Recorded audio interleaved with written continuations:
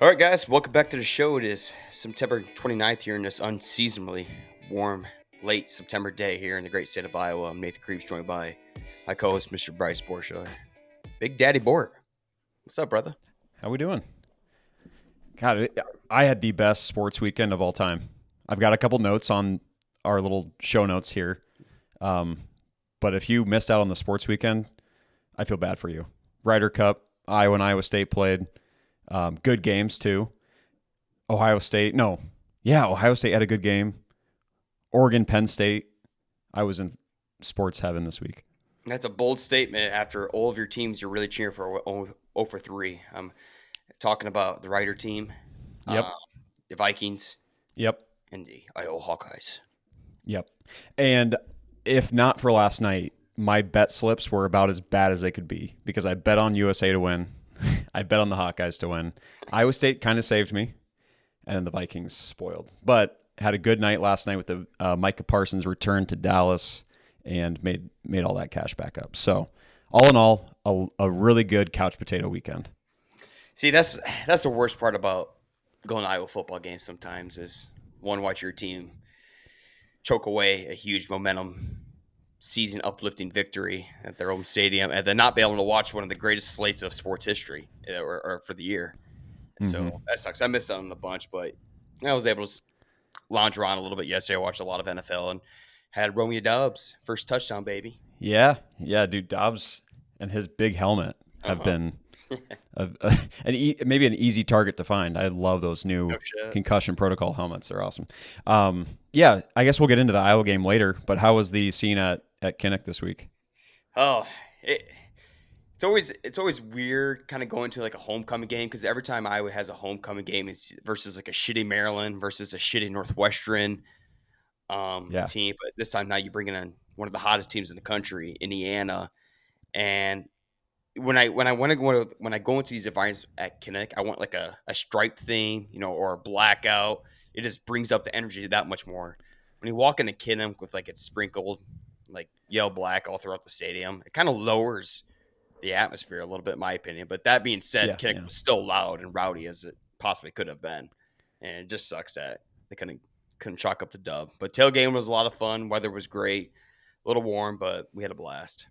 Yeah. I mean, it's unseasonably warm for these late September football games, but I'll take it as long as we can get it, to be honest, because I know that the fall weather and the cold's coming. I believe in a couple of weeks we're going to go up for the Penn State game, and I've already said this. We'll talk about it later, but I am more and more excited for big games at Kinnick. I think that we saw something. We'll get into obviously the outlook for the quarterbacks and stuff, but I thought Saturday was a lot of fun. I know that it wasn't the outcome we wanted, but it was great. Anything else? Like, is there anything big to recap this weekend, or did you finally have a chance to breathe and you had your tailgate and just kind of chilled out? No, yeah, that's basically it. Usually when Iowa has a home game that kind of consumes all the weekends. The wives and fiancés did not go with Colby and I to the tailgate, and their excuse was, we just don't want to go. We're tired of going. And I don't blame them. That's their ability as a wife now. They don't have to do the dating protocol where you go and do everything together. They've got the ring and they've got the certificate. Now they can just say, nope, I'm not going. Well, it was funny because Colby's fiance was she's like, I just don't want to go. And once I told my wife that, she's like, she's not going? I sure as hell ain't going then. Okay. Like, we usually just go for each other. We're like, so be a boys trip, no big deal. I'm kind of jealous of them a little bit. Yeah. For you guys, it's almost like an obligatory tailgate. You are such big fans that it feels right for you to be there. For them, I think they're big fans, but I don't blame them.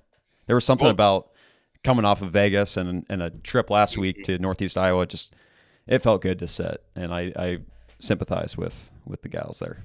Yeah, well, they're also looking at the weather. When you see it's gonna be like 85 and 86 sunny, you kind of just get cooked at that tailgate. We invested in a tent blockage, a tent siding. Makes a world of a difference. Oh my Lord, does it. We now have a portable TV. The other guy we're tailgating with, Kevin from my hometown, always brings his TV. So we just threw on a tent siding and watched the Ryder Cup in shade. So it was probably one of my favorite tailgates. Pretty relaxed. Got a couple games of Boom Cup in at the end there to kind of get things rowdy. Head into the right. You have to. Fun tailgate. We made sausage egg McMuffins in the morning. Well, we bought all this food. It was just from Colby and I. It was just Yeah. it was one of our best chef tailgates we've ever done. It was just for us two. Those are those little things you got to rub in so that next time they don't even think about skipping. Right. But other than that, that's it, man. Just kind of got back and just ready to get started on another week, and it's a bye week, and where my life is going to be miserable for 2 weeks. Yeah. It's never fun to go into a bye week with a loss. But honestly, maybe we need it. I guess I'm kind of going to defer to you on the official reports on Gronowski and stuff. But yeah, I think we could use a little rest after that physical game. Yeah, I always have a speculation. I feel like if we beat Indiana, then we lose to Wisconsin. But if we lose to Indiana, then maybe we beat Wisconsin and get things rolling before the Penn State game. I don't know, man. Your mind starts going. You play the worst outcomes and the best possible outcomes. Yeah. All I know is that after Iowa loses, what makes my life worse as a truck driver, I refuse to listen to any sports podcast. And that gets rid of all your content for the week. It sucks. So now I got to listen to like horror documentaries and. Yep. Yeah, this is going to be a tough week in the sports media. I also do the same thing. A little Pat McAfee, some Joel Klatt, all the guys. And when your skull chants don't ring as loud because you lost, and your Hawkeyes are battling injuries and they come off a heartbreaking loss, it's just not as fun to listen to stuff. So I'm in the same boat with you. Gonna have to find some new things to listen to. On the bright side, with a bye week coming up and spooky season right around the corner, I've got another trip up to Northeast Iowa this week. We'll be carving pumpkins, making soup, potentially even celebrating a couple birthdays. I'm not sure. Yeah, so we'll get into full fall swing this next weekend, which is maybe perfect timing with the Hawkeyes. You're coming back up here again? Yeah, we're going to be hanging out with the Spainhauers. Darian and Dusty's family, one of their favorite seasons is Halloween, and we're always battling birthday golf and YP Open and a bunch of different things. So we're actually doing it a little earlier this year, but we'll get into full fall swing. So I imagine in about a week I'll be in full spooky mode on the pod. Yeah, it's coming. It's only a matter of time. There's no stopping it now. For next week's podcast, there will be a little special guest that you'll be happy to see again for the first episode of October. I'm pumped. I have an idea of what it might be, but I'm excited. The other thing we got to figure out is I've heard rumors about a group Halloween costume, and that's about all I've heard about it. And we're getting close to the point where I either have to order something on Amazon or hope that they have it at Spirit Halloween, and I know that they won't. Yeah. Any words on this? Yeah, Masso's talked to me about this too. And you know me, I'm such an individual costume guy. So I want to do group theme, but at the same time, I like doing my own thing, Group theme is tough. If we pulled it off, it would be cool. I agree. Really it's going to be, if we're going to do it, we probably need to get it going soon. Yeah, no. Outside of the wife, I haven't heard anything, but I think there's rumors of doing it last year too. I think the girls did something last year. What were they last year? They were Spice Girls, Cheetah Girls, or something. Spice Girls. Yeah. We I don't know. We talked about a couple, but then the ones that we entertained, as at least me and Darian, as a couple's costume, have been way overdone already. Apparently, that's going to happen a ton. We were considering Gabriella and Troy Bolton. I think that's not going to work out. So, well, before we get into spooky season, we need the weather to drop down a little bit because this is almost starting to get kind of ridiculous. September 29th here, Bryce. Let's dive into some weather records. Looking at Des Moines, we have a high today of 87 degrees.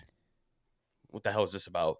The highest temperature ever recorded on September 29th in Des Moines is 91 degrees, set back in 2023. That's the most recent to date record I would say we've ever had on this podcast. That's within a couple years for sure. Usually it's 1930. Now 90 years fast forward. 2023 sets a record. Lowest temperature ever recorded is 23 degrees Fahrenheit, set in 1899. Most precipitation 1.38 inches, and an average high of 71 degrees. I wish we had that today. Wish we had the average. Yeah, it does feel like recently there's been some really warm starts to the fall, and we're in it. We're definitely in it. I'm ready for like 70s for sure. The average would be nice. 23 is crazy. That's way cold. That sucks. That'd be awful. Sucks. Makes me think. I always do this. Halloween nights. I don't know if you get the same feeling, but I like the warmth. Fall reminds me of like the changing of the seasons. You kind of do some reflecting. The year is almost over. The sun's setting a little earlier. So something about the warmth is nice because it feels like you're stretching out your year a little longer, and you can delay the inevitable of getting older and the seasons changing. Right? It's too hot. Yeah, it needs to get a little bit cooler. Yeah, I think we're losing about 2 minutes of maybe a minute 30 seconds every day of sunlight. Yep. Yep. Uh-huh. Yeah. No more late night tea times. No, that's a problem. Can't get any more golf in. It's tough for me. Yeah. Schedule. Yep. Yeah. I know. And we just heard we might not be doing a simulator league this year. No. I know. So I'm going to have to find some things to do this winter, and that might be trivia at the old Wellman's Pub in West Des Moines. I got to find some things to do because looks like the group of simulator guys has been disbanded. Oh, damn. Yep. I'm looking forward to Simulator League. I love it. Yep. Yeah, we're rounding out a very, very strong month of golf, so I'm really excited about that, and then I'll be ready for indoor league, but got quite a few big tournaments coming up. Got you. Bryce, let's look at a little history here, September 29th. Something you probably don't want to be known for here. In 1905, September 29th, Fred Harriman, a financier and attorney, became Iowa's first recorded automobile accident fatality on the state. Yeah, he lost control of his vehicle, crashed into a bridge near Hampton, Franklin County, and suffering fatal injuries. So, 1905, he became known for something you probably don't want to become known for. Yeah, and it's tragic. You don't want to be known for that. But just for an interesting experiment, you should look at what the cars looked like in 1905.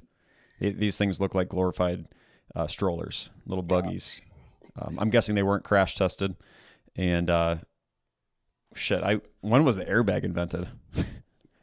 Probably not then. 70s, 80s? Yeah, I bet when before his time. When he passed away, people would learn like, oh shit, we can die from this thing.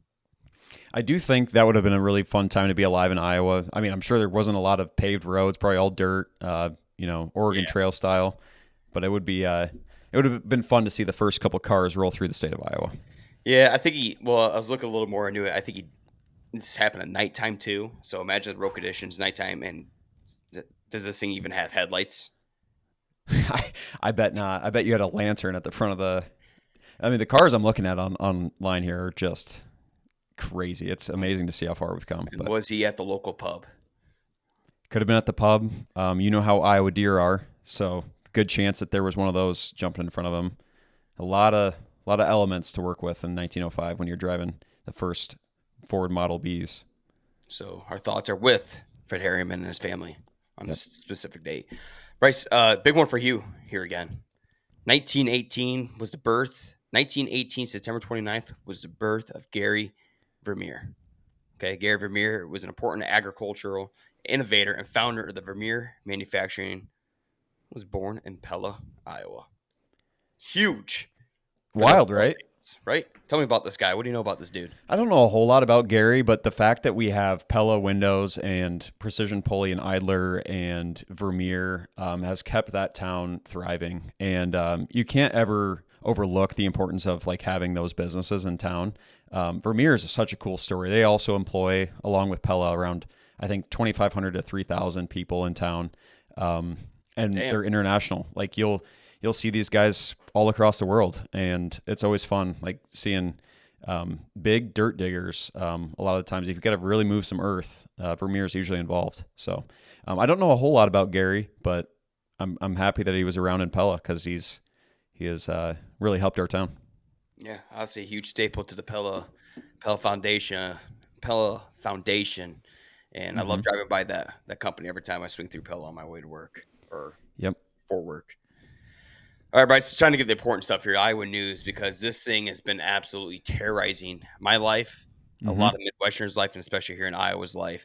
The no-see-em bugs, the little tiny back bugs, the pirate bugs, whatever you want to call them, the little suckers that deliver a mighty full, tiny little bite that hurts like hell, annoying like hell, and it's making me lose my freaking mind anytime I stand outside this time of the year. They have been so bad this last week.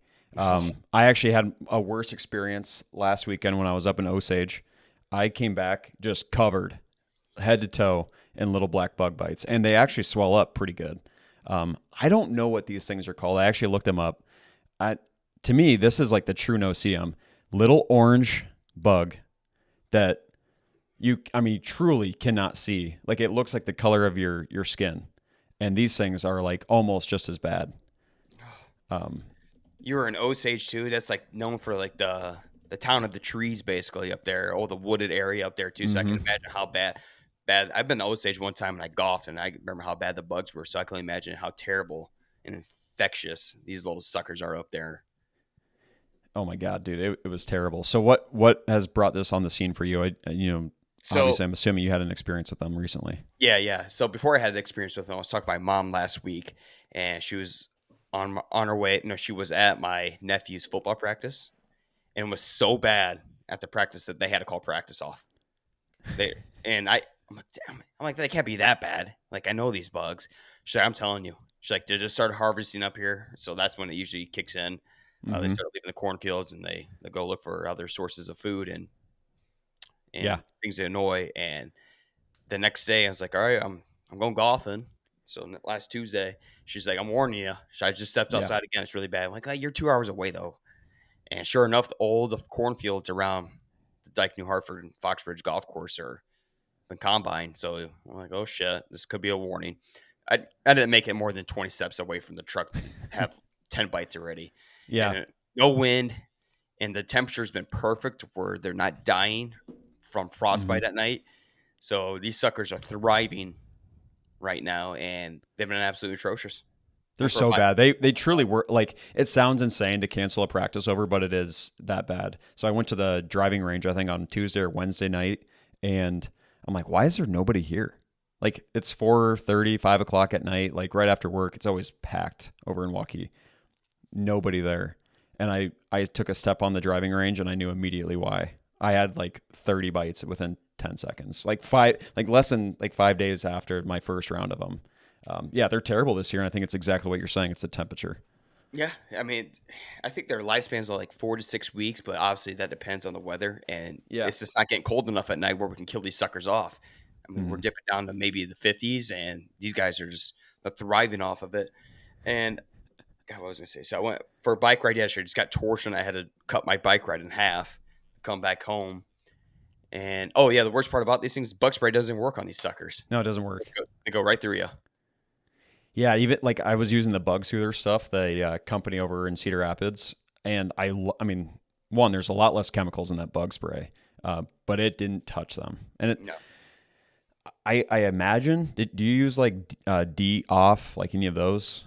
Because I haven't tried that, but yeah, we're using off the other day at the golf course. Didn't work. nothing works. Yeah, Yeah, the only thing that works is long sleeve t-shirts and sweatpants. yeah, That's about your only hope. And wind. You need wind. yep, yeah. Dude, They've been brutal. God, you just don't know they're there until they get you. I don't know what's What do you worse, know, them or mosquitoes. Oh my dude? god, I think when you have a really bad mosquito night, I it's would bad. put that up there. But there's something about these things because like you don't even know where to start to swat them. Like they infest you within seconds. Well, the problem is they get you during the middle of the day. You know, Mm-hmm. mosquitoes are more towards the evening hours. Yeah, dusk. Yeah, This could be anywhere from like 1 to 5 o'clock, and you're getting absolutely torched by these suckers. So it's an uh-huh. inconvenient part of the day where I'm trying to have fun. You know, I just worked all day. I hate my life. I'm gonna play a round of golf. Now these suckers out here making sure my life is not enjoyable. Yeah. So, See, now we're what do you? talking about it. Now my neck starts I itching know, 'cause I can't. and you can just I have feel PT, it. I have PTSD from these things. What the What do you hell? know about the Asian beetle, the orange ladybug? Don't they just smell? I don't know. They smell terrible. The Yeah. that's the other thing that comes out as soon as you start harvesting. And apparently, my dad was just up in Northwest Iowa with my grandpa, who we used to help harvest, and he's like, "Yeah, everything's getting cut down," and he's like, getting out of the car to walk to my grandparents' place, like you can just see them like swarming. Like it's so bad up there. That that I don't think that people outside of Iowa can even understand the amount of bugs that happen when you start tearing down the corn. No. And usually, like when corn starts going down, you get that fall weather feel like right Mm-hmm. outside there, but you just don't have it. It's so warm. You feel like in your middle of the summer, and that's when we know bugs are always at its worst, right? So that's why it's so bad this year. They're just not fucking dying. Uh huh. Uh huh. Man. Stay safe out there, people. This is a rough year for those little black bugs. All right, should we dive into the Iowa Indiana game here? Yeah, let's do it. Lots of good takeaways. I do want to hear like your firsthand account of everything first.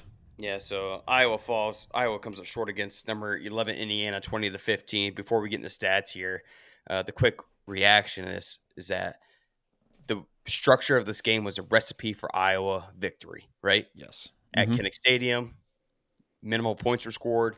Iowa has a big late turnover late in the game, and we lost. That's what hurts so much about this game. It went Mm-hmm. every way for a solution for an Iowa victory, and we still came up short. This is why this one hurts. It's a Mm-hmm. It hurts, especially with the go-ahead chance with Drew Stevens in his range, right? Like this guy can kick from 60 plus. His deal is whether or not it's going to go left, right, complete shank. His accuracy issues aren't terrible, but I do worry about him in the clutch moments, and we did have a chance to go ahead score.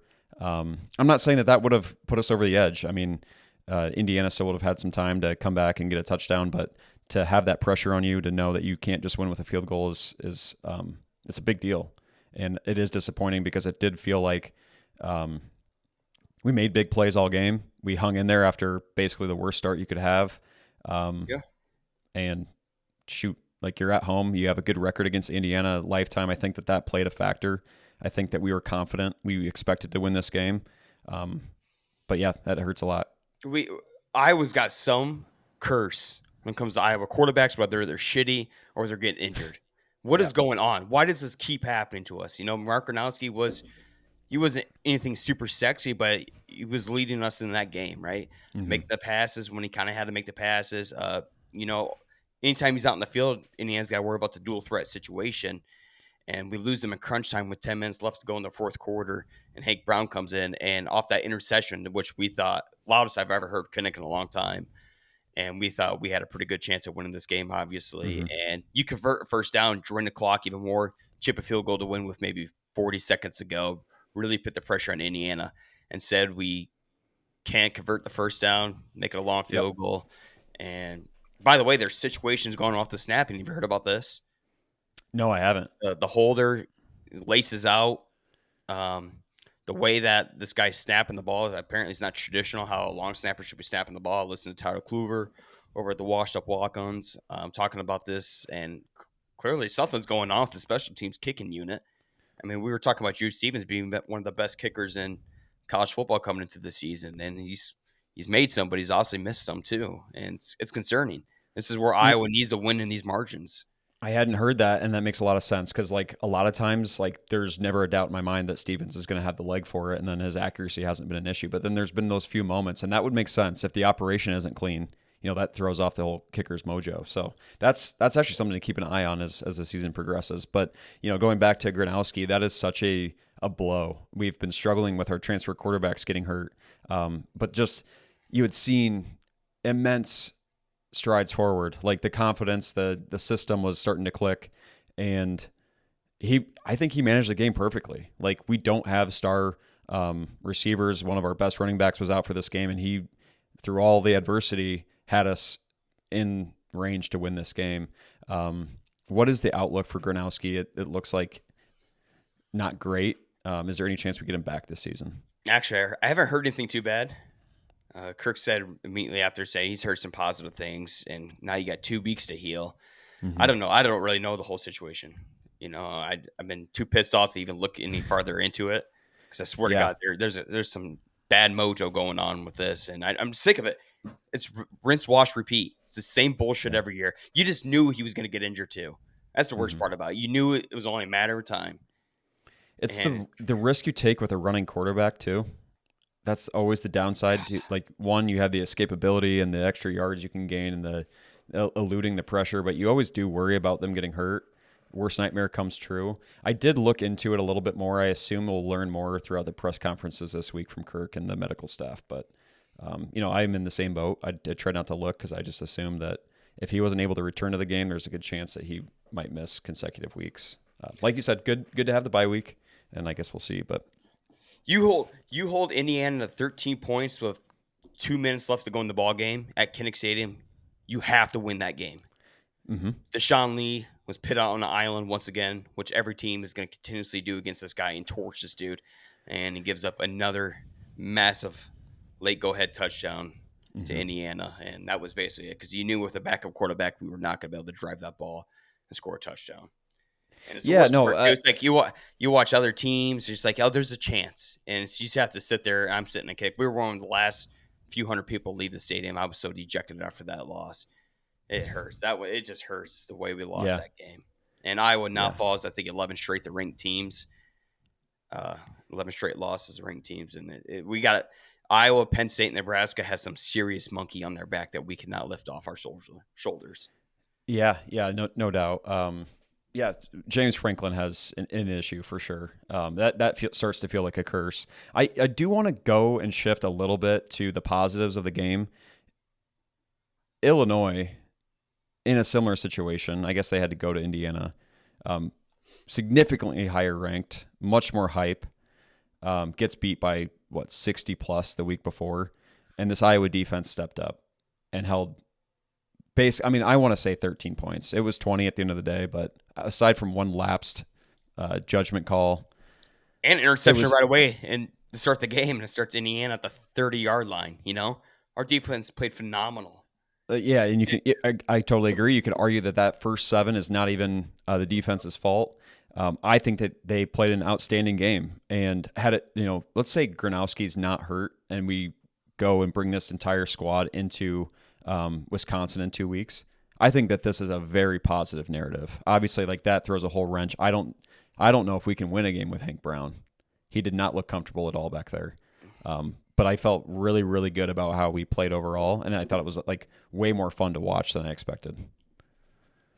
Yeah, it was. Really kept Mendoza in check. You saw a lot of blitz from Iowa doing everything they could to keep him uncomfortable. Gronowski, like I said, is 19 for 25 for 144 yards, one rushing touchdown. Had that tipped interception to start the game. Sure. What we're missing this year is just a playmaker. One playmaker. Caleb Johnson breaks one of those big runs, at least Uh-huh. one of those big runs throughout the game, and that just electrifies the crowd, gives you an ultimate weapon. Our offense is steadily moving, but last year Yeah. you had a playmaker that can break that 70, 80-yard run Mm-hmm. or the 70, Mm-hmm. 80-yard play and just keep pushing keeping the defense on its heels, and that's what we're missing. We talk about this for weeks. It sucks. We need a Caleb Johnson back this year. I was sitting with some Iowa State fans for the 2:30 games, and we stayed for the Iowa State game over at Bar 35 in Waukee. And the question from 3 of the Iowa State fans was, "Who is Iowa's game breaker?" And I'm like, "Well, you watch the Cyhawk game. There's nobody. Like we truly don't have any." And I would say that's almost true for the defensive side of the ball too. Like there isn't a Cooper. Weechin had probably his best receiving game, but it's just like he looks like he's almost lost out there at receiver. But there isn't that game breaker for the first time in a while on either side of the ball, and that does hurt. What I do like is Jacob Gill making those catches, like putting his hand down, catching that one off the turf.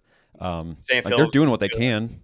Yeah, it's a steady offense, which is great. You just got to sprinkle in one dog in there to give that dog mentality and close out a game. When you have a bunch of just slightly above average guys, when you're playing an elite team like Indiana, it's so hard to close out that game. And everything went our way to close out that game until when we couldn't get that first down and we couldn't get the stop to win the game. And that's been the problem with Iowa's defense. You go back to Iowa State, they play solid all game, but when you absolutely have to get that stop, you can't do it. Just like towards the end of the first half, get the stop, move in up 3 at the end of the half, and we let them drive 50 yards in 2 plays or something like that and give up a 47-yard field goal, however long that was. It's frustrating. It's like when you absolutely need to get the stop, they can't get the stop.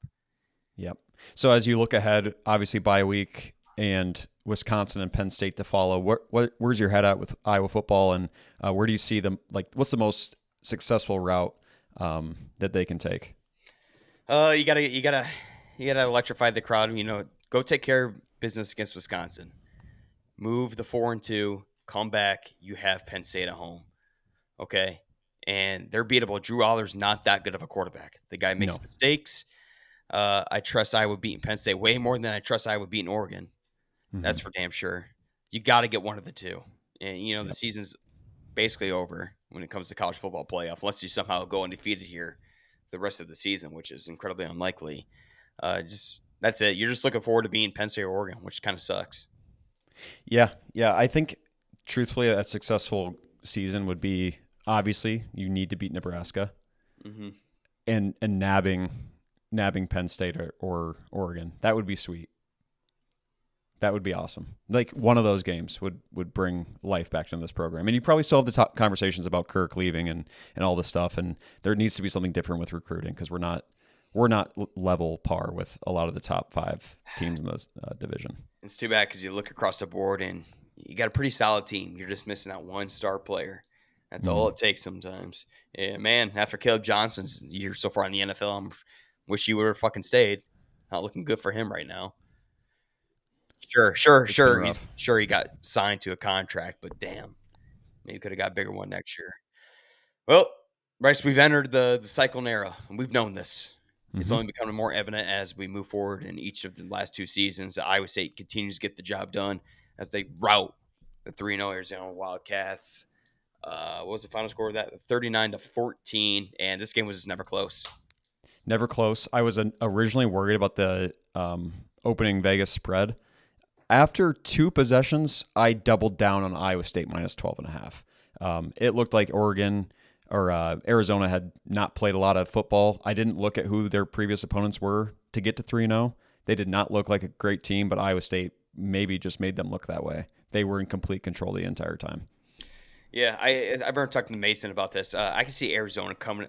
This is quote what I said earlier in the season was that Arizona coming to a new environment, a new stadium they haven't played in, and just being lost. And that's what Mm-hmm. they look like the whole game. They looked lost. Rocco Beck goes 14 for 20 for 243 yards, and his 22 game streak, Bryce, of a passing touchdown, which was the longest in the country, comes to an end. But it is what it is because he rushed for 3 touchdowns somehow on negative 10 yards rushing. Yeah. Yeah, I mean Hansen was running the ball super well. They just kept moving the ball down the field, and then he decided to run it in himself. But plenty of negative plays, obviously, for that negative 10 yards over in total. Very very funny stat line. I love this kid. You feel so confident when he takes the field. Like there Just was a no winner. point. Yeah, when originally I'm looking at the spread and I'm worried, and then I see the whiteout at Jack Trice and I see Rocco on the field, and I'm like, they're winning this game. I'm not worried anymore. Nah, yeah, it wasn't concerned at all. I would say it's really in the Big Ten West right now, and as much shit as you can give Iowa State is what Iowa capitalized, Mm-hmm. and they're taking advantage of it, and they're taking advantage with a winning quarterback who's got that dog mentality that he just feels so comfortable when the ball's in his hand, especially in Jack Trice where that atmosphere is awesome, right? Especially in the whiteout game, man. Yeah, it's It's just just getting better and better. the coolest part of the game. Did you see that video? So after Arizona scored, made the extra point, the extra point ball made its way to the stands, Bryce, and slowly made its way up to the double deck of Jack Trice Stadium, where this guy just threw the ball off Jack Trice Stadium to the back. I'll post the I video. completely missed that. That's awesome. Yeah, I got the video. I'll post up here on one of our Instagram reels. Super cool. Yeah. I love that. It's like we reject your points. That football is now discarded. That's amazing. Good job. Good job by all the fans involved. Yeah, so Iowa State takes care of business again, stays tied for first place in the Big 12 Conference. Big test, probably one of the biggest tests, to have for the remainder of the season here coming up on the road at Cincinnati this upcoming Saturday, Bryce. 11 a.m. kickoff versus the 31 Cincinnati Bearcats. Iowa Mm-hmm. State opens up as a 1.5-point favorite. Personally, I'm hammering that line. I like Iowa State even on the road.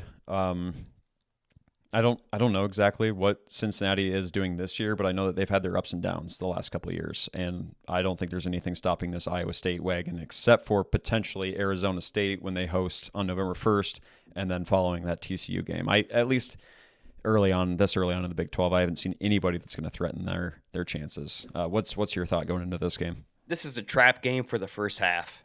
Things are going to look really weird, look Iowa State-like, I feel like. But you got Rocco Beck.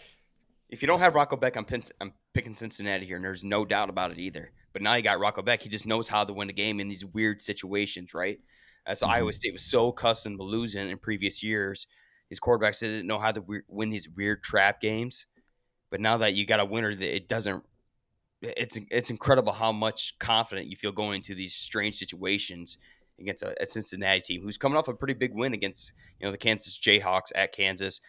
They opened up the season with a loss against Nebraska at a neutral Mm-hmm. site game that was basically a home Very close. Nebraska game, and it came down to the wire. So Cincinnati has a good team, Mm-hmm. well-rounded team here, but I'm just going with the better quarterback. They have a good quarterback too, and Brendan Swarsby, who's got 10 touchdowns, 1 interception on the year, and who's thrown for more than 1,000 yards through the air. Okay, so he'll be a legitimate threat. Yeah, their only loss coming to Nebraska early in the year, very close game, and then they've just kind of been beaten up on some poor opponents. I don't know how much credit I give to their last win. They did win against Kansas, but truthfully, I think that there's only a few teams worth their snuff in the Big 12 overall, and I think they come in November. So yeah, I do like Iowa State in this game. Yeah, it's just going to be a bend, don't break mentality for this game, right? It's okay to have a mistake. Just don't turn that mistake into mistakes. Mm-hmm. And slow down the game when it needs to be slowed down. And when it's time to win, give the ball to who. Put the ball in his Rocco. hands, and it's time. So I would say I think they remained at number 14 in the AP poll this week. They didn't move a single spot. Yeah, which is interesting. They dropped a spot with the bye week the week before, and then very convincing win. I just don't know how much credit the Big 12 is going to get. I think it's going to be really, really important you don't drop useless games. If you lose to Arizona State or TCU, I think it's okay. There's probably still a chance, but I think their sights have to be set on going undefeated. Yeah, if you go undefeated and you lose in the Big 12 championship, you more than likely get in. Mm-hmm. But if you lose one going into the Big 12 championship, but then you lose, unfortunately you're in the Big 12 conference, right? Yeah. So your ranking doesn't matter right now. If you just continue to win the games in front of you, get that monkey off your back before getting into the Big 12 championship, you feel pretty good that even with the loss, that you're going to be in the college football playoff. Mm-hmm. Yep, agreed.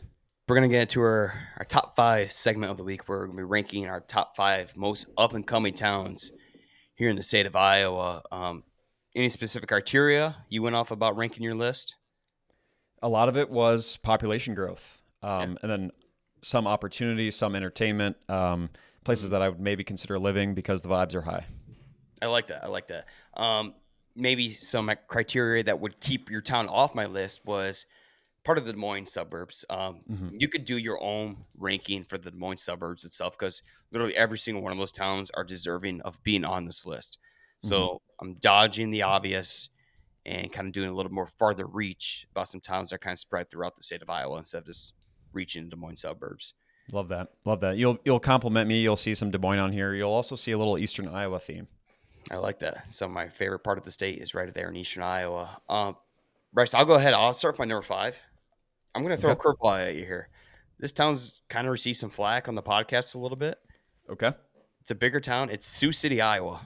Right away you're thinking, what in the hell is Sioux City, Iowa doing on your up-and-coming town? Okay, Sioux City's always had the population. We kind of wonder where did they get those numbers in the past? Who the hell is in Sioux City, and why are you living in Sioux City? Okay, listen to this, Bryce. Yes, valid. 2020, the population was 82,700. Now in 2025, it's grown to 85,700. So we've seen 3,000 growth here in the last 5 years, which makes it the 4th fastest growing city in the state of Iowa. Yeah, and well deserved. I'm like, what's going on there? Why are people moving here? I'm still trying to figure that out. I drove through Sioux City not too long ago, back maybe like 4 months ago through work, and I remember driving through. I'm like, you know what? It's kind of scenic here. You're right off the Missouri River there. The skyline's pretty pretty too. So I'm like, right away for visual looks, I don't mind looking at Sioux City. That's a perk.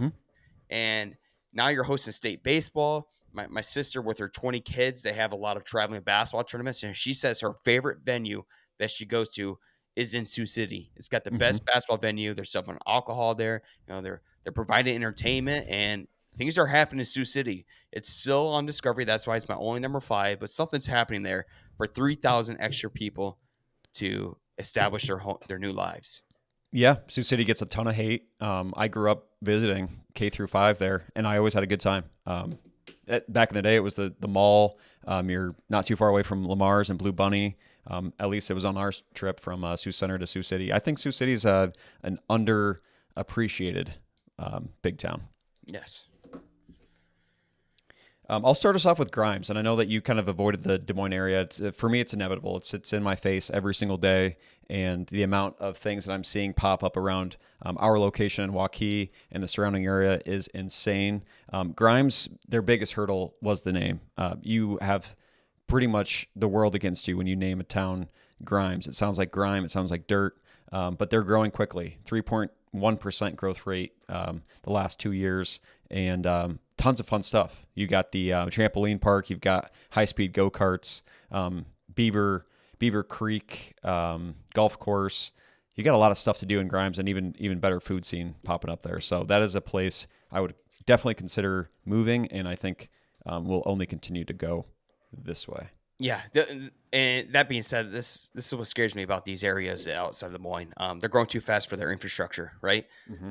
You're that just tells me you got a lot of construction in your future there, brother.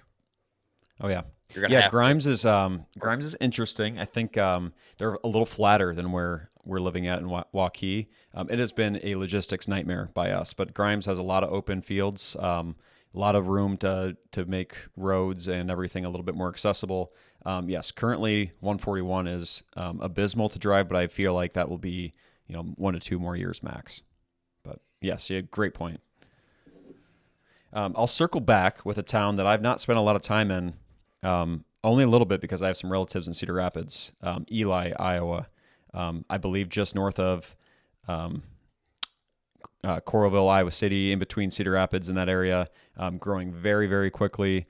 And if it's anything like North Liberty, that town's going to be awesome here in a little bit. I love those towns that are splitting the difference between two major metros. And I think Eli is going to provide you both with a lot of work opportunity and things to do in Iowa City and Cedar Rapids, respectively.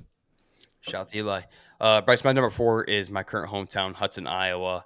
And, I didn't put the Des Moines suburbs on there. And hear me out for why I'm pitting like another, which is basically a suburb of, Cedar Falls, Waterloo area.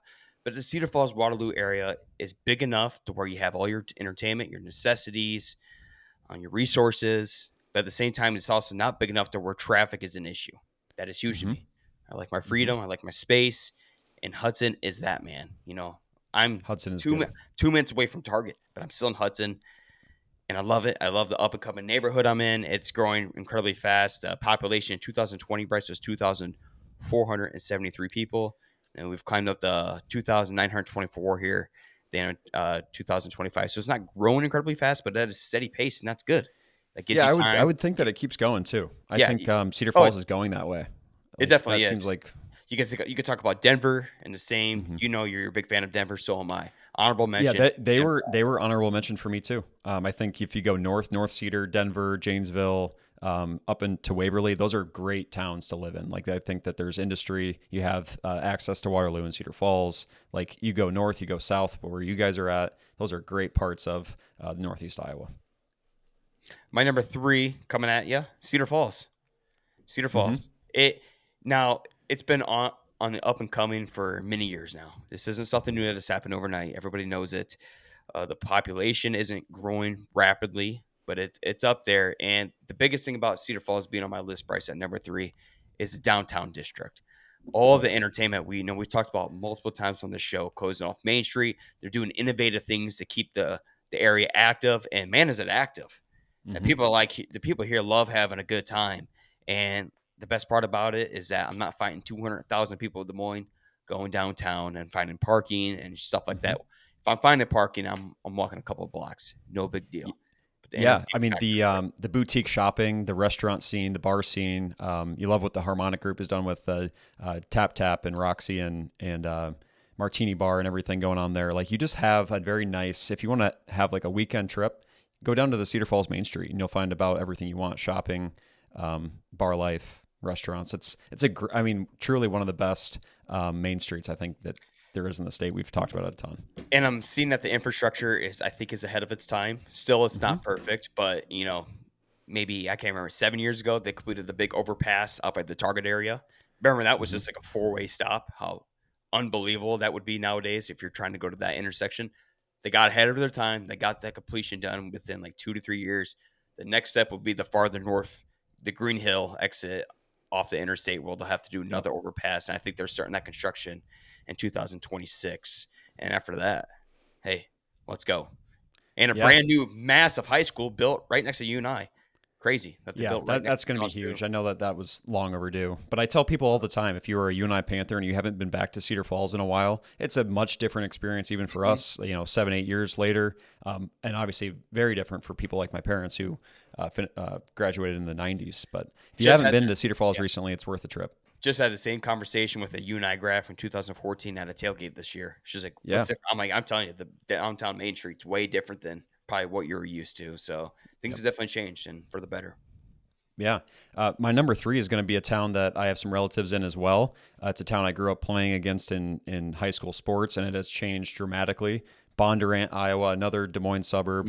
Mm. This one's going to appease the people that don't want the Des Moines traffic. You're going to have a smaller town feel just outside the skirts. You're very close to Des Moines if you want to go and do that whole thing, but you're on the outskirts. You're not in the midst of all the hustle and bustle. You still have somewhat of a small town feel, but it is growing very, very quickly. 8%, one of the highest in the state. And if you want, you can even skirt to the north side and go to Ankeny and do some of that stuff too. You got You're, the you got the amusement park right to your south there from Bondurant, the yep. old Adventureland. Yeah. Good location. Yeah, it's a town I don't spend a lot of time in. It's on the complete opposite side of where we're at. It's like 30 minutes to get there from where we're currently at in Waukee, but it's a town that I don't see slowing down anytime soon. Number two, I have to throw it in there. Currently live here. It's an absolute nightmare. Logistics are crazy. They're building a third high school, entertainment district coming soon, Live Nation amphitheater, more and more restaurants and bars from pretty well-known food people in the state coming to Waukee, Iowa, growing very, very quickly. Got a little ahead of their britches. They're buying up farmland that's feels like it was gerrymandered by the original founders of the Constitution. It is an absolute war zone. Currently watching a park being built in our backyard, growing very, very quickly. They're building a I park in your backyard. Yeah, yeah, and this thing's going to be like a jungle rainforest type Oh thing. Like no. they're sparing no expense of the taxpayer dollar to make Waukee something to make a splash in the state. So that field's being decimated. Your Yeah, your it's been driving decimated all summer. your driving range. My driving range is gone. Yep, it's a park now. Yep. Crazy. It was only a matter of time. You knew it was going to Mm-hmm. happen. Yep. All right, Bryce. My number one is without a doubt the most up and coming town here in the state of Iowa. Whether for the good or for the bad, I can't answer that question. But it's grown in. You're not stopping it. It's Tiffin, Iowa.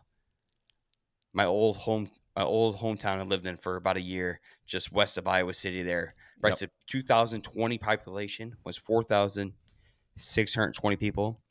2025 population 7,461 people. This Mm-hmm. is becoming a beast of its own. It's incredible. Every time I go there for work, it's that cornfield's gone. Here's a Yeah. quick trip. No, here's a massive machine shed or not a massive manufacturing building. Something. It's absolutely incredible. I watched it in the short time when I was living there. The Amish were just putting up buildings, apartments left and right, and then they're knocking down forests. It's insane, and Mm-hmm. it's growing.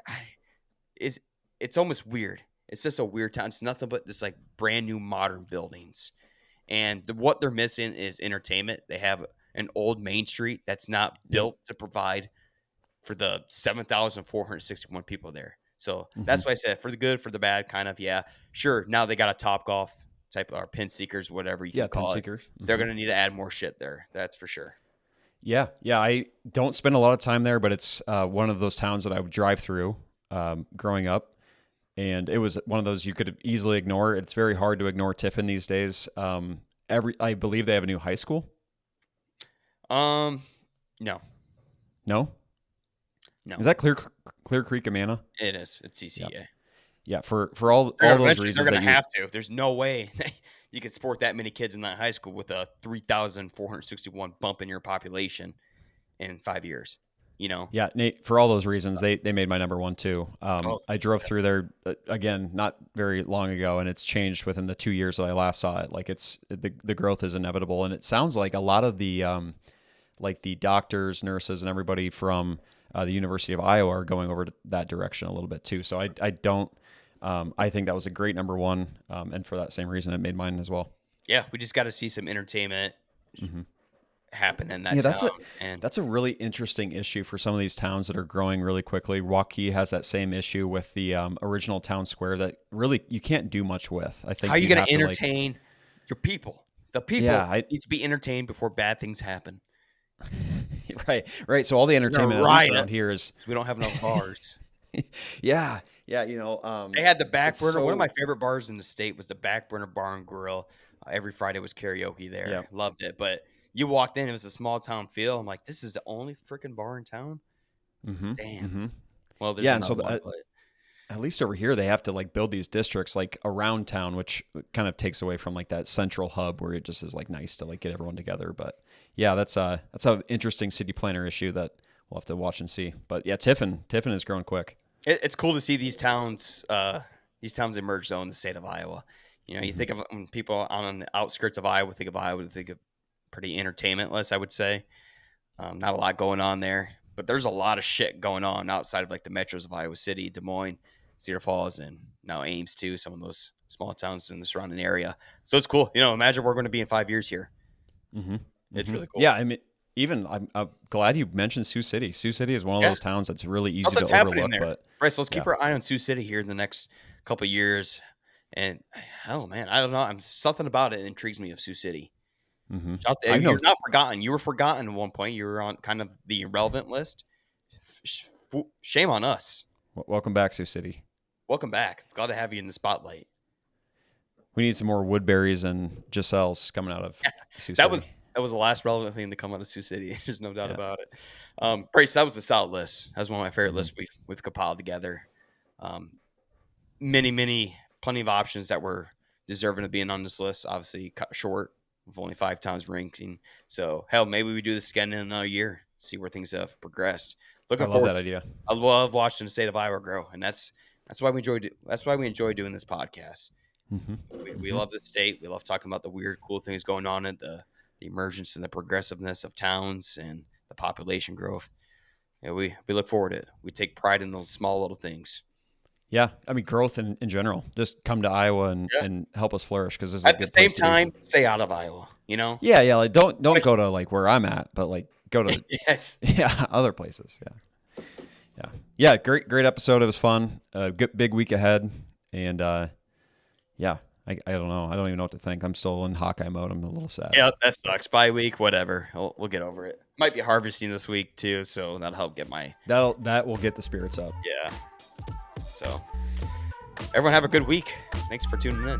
Adios.